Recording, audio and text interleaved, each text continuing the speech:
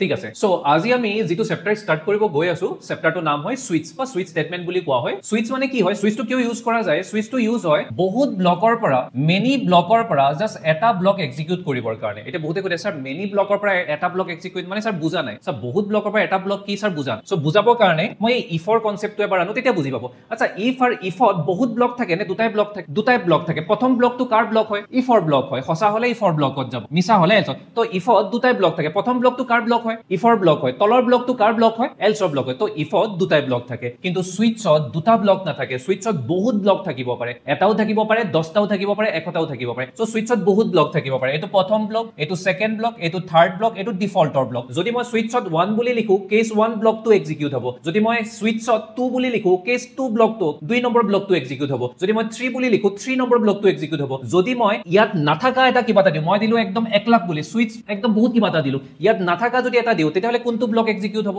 ডিফল্টটো execute হ'ব কোনটো execute হ'ব ডিফল্টটো এক্সিকিউট হ'ব ঠিক আছে সো মই আকবাৰ কৈ দিও তো সুইচটো এনেকুৱা বস্তু যত বহুত ব্লক থাকে তাৰ মাজৰ পৰা এটা ব্লকহে এক্সিকিউট কৰিব লাগে তো বহুতে মানে বুজি নাপায় স্যাৰ ভালকে বুজি পোৱা নাই সো যদি ভালকে বুজাব লাগে সো মই ইফ আৰু সুইচ দুইটা সাইড বাই সাইড দিও তেতিয়া ভালকে বুজি পাব ইফত দুটাহে ব্লক থাকে প্ৰথম ব্লকটোক ইফৰ ব্লক বুলি কোৱা হয় সেকেন্ড ব্লকটোক এলছৰ ব্লক বুলি কোৱা হয় ইহত দুটাৰ মাজত যিকোনো এটা এক্সিকিউট হ'ব কিন্তু থাকে দুটাহে সঁচা হলে ট্ৰু হলে ইফৰ ব্লকটো এক্সিকিউট হয় আৰু ফলছ হলে এলছৰ ব্লকটো এক্সিকিউট হয় কিন্তু সুইচত দুটা ব্লক নাথাকে সুইচত বহুত ব্লক থাকিব পাৰে এটাও থাকিব পাৰে দুটাও থাকিব পাৰে বহুত ব্লক থাকিব পাৰে তাৰ মাজৰ পৰা এটা এক্সিকিউট ইয়াত দুটাই থাকে দুটাৰ পৰা এটা ইয়াত কিন্তু বহুত ব্লক থাকিব পাৰে তাৰ মাজৰ পৰা এটা আমি এক কৰিব পাৰিম যদি মই সুইচত 1 ৰাখো 1 নম্বৰ ব্লকটো এক্সিকিউট হ'ব কেস 1 মানে 1 নম্বৰ কেসটো এক্সিকিউট হ'ব যদি 2 ৰাখো 2 নম্বৰ যদি ইয়াত নাথাকা এটা দিও তেতিয়া হলে সদায় ডিফল্ট যেটো ব্লক থাকে সেইটো এক্সিকিউট হ'ব ঠিক আছে সো এটা প্ৰগ্ৰাম এটা কৰিম প্ৰগ্ৰামটো কৰিলে ভালকে ওকে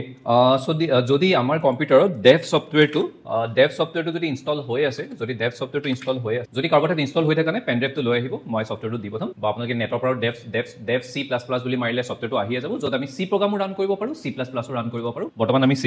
ল্যাঙ্গুৱেজটো ৰান কৰিম ইয়াতে তো ডেভ সফটৱেৰটো ওপেন কৰিলো ইয়াৰ পৰা আমি ফাইলত যাম তাৰ পৰা নিউত যাম আৰু সোৰ্স ফাইল এটা লম বা কন্ট্ৰল এন মাৰিলেও হ'ব নতুন ফাইল এটা আহি যায় আমি ডেভ সফটৱেৰটো ওপেন কৰিলো আচ্ছা মই এটা কোৱেশ্চন এটা দিছো কোৱেশ্চনটো আপোনালোকে লিখা দৰকাৰ নাই আপোনালোকে সিধা এনসাৰটো লিখ কোৱেশ্চনটো লিখা দৰকাৰ নাই তো কোৱেশ্চনটো ফাৰ্স্ট চাইলো কোৱেশ্চনটো কি দিয়া হৈ আছে সো কোৱেশ্চনটো আপোনালোকে লিখা দৰকাৰ নাই কোৱেশ্চনটো এবাৰ চাইলো কোৱেশ্চনটো আপোনালোকে নিলিখিব ডাইৰেক্ট এনসাৰ পৰা লিখিব কোৱেশ্চনটো দিয়া হৈ আছে এটা নাম্বাৰ এন্টাৰ কৰিব দিছে কোৰ পৰা কলৈ 1 পৰা 5 লৈ যিকোনো এটা নাম্বাৰ এন্টাৰ কৰিব দিছে আৰু ৰাইটে প্ৰগ্ৰাম আমাক প্ৰগ্ৰাম এটা বনাব দিছে এনেকুৱা এটা প্ৰগ্ৰাম বনাব দিছে যাতে সি তাক ওয়াৰ্ডত ডিসপ্লে কৰি দিব পাৰে এটা নাম্বাৰ এন্টাৰ কৰিব দিছে 1 পৰা 5 লৈ আৰু তাক আমাক ওয়াৰ্ডত ডিসপ্লে কৰিব দিছে মানে যদি মই 1 বুলি এন্টাৰ কৰো আউটপুটটো আহিব লাগিব ONE1 যদি মই 2 বুলি এন্টাৰ কৰো আউটপুটটো আহিব লাগিব TWO2 বুলি যদি মই 5 বুলি এন্টাৰ কৰো আউটপুটটো আহিব লাগিব FIVE5 পাইছনে বুজি সো প্ৰথম লাইনটো আমি সদায় লিখিবই লাগিব হেজ ইনক্লুড ব্ৰেকেটৰ ভিতৰত stdio.h এটো স্কয়াৰ ব্ৰেকেট হয় এই লাইনটো যদি নিলিখো printf আৰু scanf কাম নকৰিব printf ৰ কাম হয় প্ৰিন্ট কি প্ৰিন্ট নকৰিব আৰু তাৰ পিছৰ লাইনটো সদায় লিখিবই লাগিব int main বুলি মানে মেইন প্ৰগ্ৰামটো লিখাৰ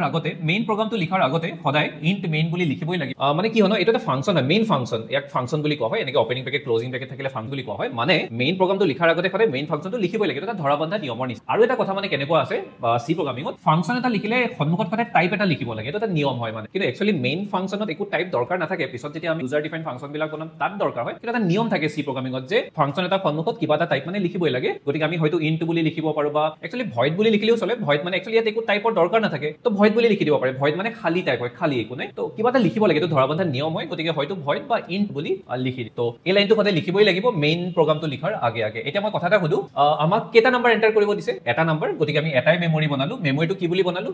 নাম বুলি বনালো আৰু তাৰ পাছৰ লাইনটো মানে এইটো ক'বলৈ গ'লে মানে একদম কমন টাইপৰ হয় যে পাছৰ লাইনটোত সদায় মানে আমি কোৱেশ্চনটোকে প্ৰিন্ট কৰি দিওঁ কোৱেশ্চনটো আছিল এন্টাৰ এ নাম্বাৰ বুলি সো আমি ইয়াতে দিছ প্ৰিন্টফত এন্টাৰ এ নাম্বাৰ আচ্ছা মই আৰু এটা লাইন লিখি দিওঁ তো কোৱেশ্চনটোকে লিখি দিয়া যায় সাধাৰণতে enter A number from 1 to 5 এতিয়া মই সকলোকে কোৱেশ্চন এটা কৰো scanf টো লিখিব লাগিব নে নালাগে scanf টো লিখিব লাগিব যদি এন্টাৰ ওয়াৰ্ডটো থাকে scanf লিখিব লাগিব যদি এন্টাৰ ওয়াৰ্ডটো থাকে scanf লিখিব লাগিব তো সকলো এবাৰ ধ্যান দিম এন্টাৰ ওয়াৰ্ডটো যদি থাকে এন্টাৰ ওয়াৰ্ডটো যেহেতু আছে এন্টাৰ এ নাম্বাৰ এন্টাৰ ওয়াৰ্ডটো থাকিলে scanf লিখিব লাগিব যাক এন্টাৰ কৰিব দিয়ে তাকে scanfৰ ভিতৰত লিখিম যেহেতু এটা নাম্বাৰ এন্টাৰ কৰিব দিছে গতিকে scanfৰ ভিতৰত এটাই মেমৰি কিন্তু বস্তুটো বুজি পালো এন্টাৰ ওয়াৰ্ড আছে scanf লিখিম এটা নাম্বাৰ এন্টাৰ কৰিছে এটা মেমৰি লম কিন্তু এনেকে ডাইৰেক্ট লিখি থলে নহব scanf লিখাৰ এটা ষ্টাইল থাকে scanf লিখাৰ ষ্টাইলটো হ'ল scanf বুলি লিখিম প্ৰথম সেই মেমৰিটো যেটো মেমৰি ইয়াৰ ভিতৰত লম তাৰ টাইপটো লিখিম আৰু তাৰ পিছত তাৰ n সিম্বলটো দি প্লাই তাৰ নামটো লিখিম একচুৱেলি মানে তাকে এড্ৰেছ বুলি কোৱা হয় বা মনত ৰাখিব এন চিম্বলটো দি পেলাই তাৰ নামটো লিখিলে হয় ইয়াক আকৌ এন চিম্বল বুলিও নকয় প্ৰগ্ৰামিঙৰ ভাষাত ইয়াক আকৌ এম্পাৰচেণ্ট বুলি কোৱা হয় AMPR এম্পাৰচেণ্ট বুলি কোৱা হয় সো কথা হ'ল সো যেহেতু এন্টাৰ ৱৰ্ডটো আছে স্কেনএফ লিখিম এটা মেমৰি এন্টাৰ কৰিব দিছে এটা মেমৰি লম কিন্তু ষ্টাইলটো হ'ল স্কেনএফ লিখাৰ স্কেনএফ বুলি লিখিম প্ৰথম টাইপটো লিখিম তাৰপিছত এন চিম্বলটো দি পেলাই নামটো লিখিম সো টাইপটো হ'ল আমি যে মেমৰিটো বনাইছিলো ইন্টত বনাইছিলো যদি ফ্লোটত বনোৱা হয় %f বুলি লিখিলো হয় বৰ্তমান যেহেতু আমি ইন্টত বনাইছো সো ইয়াত %d বুলি লিখিম তাৰপিছত এন চিম্বলটো দি পেলাই তাৰ নামটো কি হয় NUM নাম তাৰ নামটো হয় NUM পাইছনে বুজি বাৰু তো যদি মই গোটেই প্ৰগ্ৰামটো ৰান কৰো প্ৰগ্ৰামটো মই ভালকে বুজাই দি আছো এবাৰ ওপৰখিনি চাই লও খালি যদি মই গোটেই প্ৰগ্ৰামটো ৰান কৰো এখন ব্ল্যাক স্ক্ৰিন এখন আহে তাত মই যি সংখ্যা ভৰাই দিও যদি মই 1 বুলি ভৰাও বা 2 বুলি ভৰাও বা 5 বুলি ভৰাও যদি মই 1 বুলি ভৰাও তাক কোনে স্ক্যান কৰিব স্ক্যান কৰা কামটো স্ক্যানএফৰ হয় বা ৰিড কৰে সি স্ক্যান কৰে স্ক্যানএফে ইয়াক স্ক্যান কৰিব আৰু স্ক্যানএফৰ ভিতৰত লৈ আহিব স্ক্যানএফৰ ভিতৰত কোন আছে নাম আছে সো বহুতৰ ডাউট হয় স্যাৰ কিয় স্ক্যানএফৰ ভিতৰত নাম আছে নো এন্টাৰ ৱৰ্ড থাকিলে স্ক্যানএফ থাকিব যাক এন্টাৰ কৰিব দিয়ে সি স্ক্যানএফৰ ভিতৰত থাকিব যেটো নাম্বাৰক এন্টাৰ কৰিব দিছে গতিকে স্ক্যানএফৰ ভিতৰত নাম্বাৰ বা নামৰ মেমৰিটো থাকিব তো আমাৰ যেতিয়া এটো ৰান কৰিলে যেতিয়া কলাকে স্ক্ৰিন এখন আহে তাত যদি আমি কিবা ভ্যালু ভৰাই দিও স্ক্যানএফে তাক স্ক্যান কৰিব স্ক্যানএফৰ ভিতৰত লৈ আহিব স্ক্যানএফৰ ভিতৰত যেটো নাম আছে নামত 1 আহি যাব নামত 1 ওকে যিমান নাম লিখিছো সবতে 1 আহি যাব তো সুইচ নাম বুলি লিখিছো তো সুইচ নাম মানে 1 আহি যাব সো নাম্বাৰ কিমান আহি যাব 1 আহি যাব তো সুইচ নাম সুইচ 1 তো কোনটো কেছত যাব 1 থাকিলে 1 কেছত যাব যদি আমি 2 ভৰালো হয় যদি ইয়াত 2 থাকিলে হয় 2 কেছত গলে যদি আমি ইয়াত 1 দিছো তো 1 কেছত যাব আৰু আমি কি বুলি প্ৰিন্ট কৰিম 2 বুলি আচ্ছা তাকে যদি আমি 1 নিদি 2 বুলি দিলো হয় যদি আমি 2 বুলি দিলো হয় তো নামত 2 আহিলে হয় তো সুইচ 2 যদি সুইচ 2 থাকা হয় কোনটো কেছত গল হয় 2 থাকা হয় কি 2 নম্বৰ কেছত গল হয় পাইছনে বুজি তো সকলে ধ্যান দিও গোটে স্যাৰ ঠিক আছে সুইচ নাম যদি ইয়াত 1 থাকে 1 কেছত যাব স্যাৰ যদি ইয়াত 2 থাকে 2 কেছত স্যাৰ তলৰ ব্ৰেকটো কিয় লিখিছে নো যেনেকৈ যদি ইয়াত 1 থাকে ধৰিলক আমি 1 ভৰালো স্ক্যানএফে 1 টো স্ক্যান কৰিব স্ক্যানএফৰ ভিতৰত আনিব স্ক্যানএফৰ ভিতৰত নাম আছিল নামত 1 আহি যাব নামত 1 সো কি কেস 1 ত যাব কেস 1 ত যদি আমি 2 দিয়া হয় কেস 2 ত যাব 1 ত নাযায় তেতিয়া ডাইৰেক্ট 2 ত যাব কিন্তু তাৰ পিছত মানে কি তললৈ যাব বিচাৰে কিন্তু আমি তাক তললৈ যাব দিব নিবিচাৰো যদি 1 আছে 1 তে যাওক তাৰ তলত যাতে নাযাওক যদি 2 আছে কেস 2 তে যাওক তাৰ তলত যাতে নাযাওক সেইটো কাৰণে আমি তলত ব্ৰেক এটা লগাই দিও ব্ৰেকটো লগালে কি হ'ব যদি আমি 2 দিয়া হয় ইয়াত যদি 2 থাকা হয় কেস 2 ত আহিলে হয় 2 বুলি আমি প্ৰিন্ট কৰি দিম তাৰপিছত ব্ৰেকটো কিয় লিখো তাৰপিছত কি তলত নাযায় এই ব্ৰেকেটটো আৰু এই ব্ৰেকেটটো ইয়াৰ যাতে একদম পাইছনে বুজি সকলো এবাৰ ইয়ালৈ ধ্যান দিয়ক সো যদি আমি প্ৰগ্ৰামটো লিখো যদি মই ইয়াতে 4 ভৰাও যদি মই আমি যেটো ৰান কৰিম ব্ল্যাক স্ক্ৰিন এখন আহিব তাত যদি মই 4 ভৰাও স্ক্যানএফে এই 4 টোক স্ক্যান কৰিব আৰু স্ক্যানএফৰ ভিতৰত লৈ যাব স্ক্যানএফৰ ভিতৰত কোন আছে নাম আছে নামত 4 থাকিব যেনেকৈ সুইচ নাম বুলি লিখিছো ইয়াতো 4 আহিব যদি সুইচ 4 আছে যেটো নামত 4 থাকিলে ইয়াতো 4 আহি যাব তো সুইচ 4 মানে কোনটো কেছত যাব কেস 4 ত যাব কেস 4 ত গলে আমি 4 বুলি ডিসপ্লে কৰি দিম কিন্তু মই এটা কথা কলো যদি মই ইয়াত 4 নিদি পেলাই যদি মই ইয়াত 10 দিলো হয় 4 নিদি পেলাই যদি মই ইয়াত 10 দিলো হয় আমাৰ সুইচটো ইয়াক আমাৰ আমাৰ স্ক্যানএফটো স্ক্যান কৰা কামটো স্ক্যানএফৰ হয় স্ক্যানএফে ইয়াক স্ক্যান কৰিব